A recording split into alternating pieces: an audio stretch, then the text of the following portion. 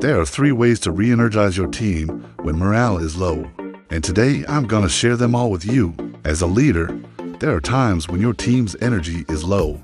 Their morale is down. It might be because they've been working on the same project for a long time and they're just tired of it.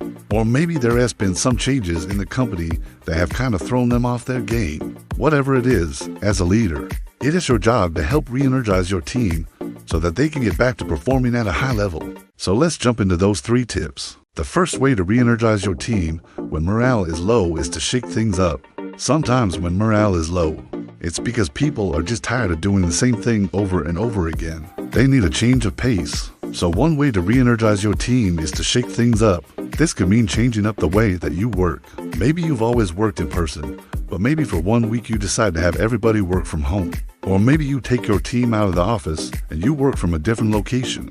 Maybe you go to a co-working space, or maybe you go to a park. Just changing up the scenery can sometimes be enough to boost morale and to help people feel re-energized. Another way to shake things up is to change the way that you communicate. If you're used to having a lot of meetings, maybe you start having one-on-one meetings instead of group meetings. Or maybe you start using different communication channels instead of using email. Maybe you start using an instant messaging platform. Just changing up the way that you communicate can sometimes be enough to help people feel more engaged and more energized.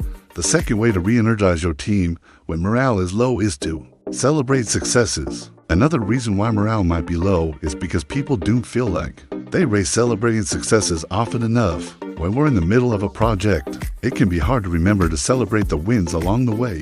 We're just focused on the next deadline, the next milestone, the next thing. But it's important to take a step back and to celebrate the wins along the way. This doesn't mean you have to throw a big party every time you hit a milestone. It just means taking the time to acknowledge a job well done. Maybe it is just a quick team meeting where you take a few minutes to celebrate the win, or maybe it is a casual after-work event. But by taking the time to celebrate successes, you'll show your team that you appreciate them and their hard work, and this will help boost morale. The third way to re-energize your team when morale is low is to give them opportunities to grow. People want to feel like they're growing and developing both personally and professionally. So one way to re-energize your team is to give them opportunities to do just that.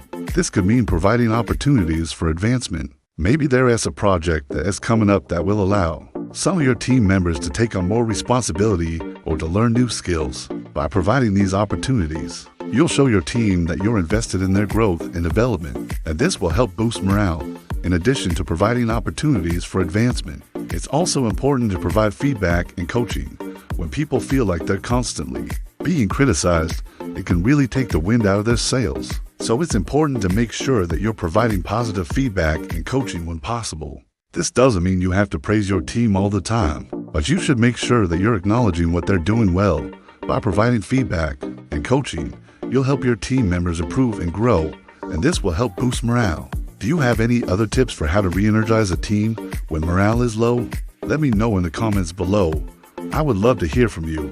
As always, thanks for watching, and I'll see you next time.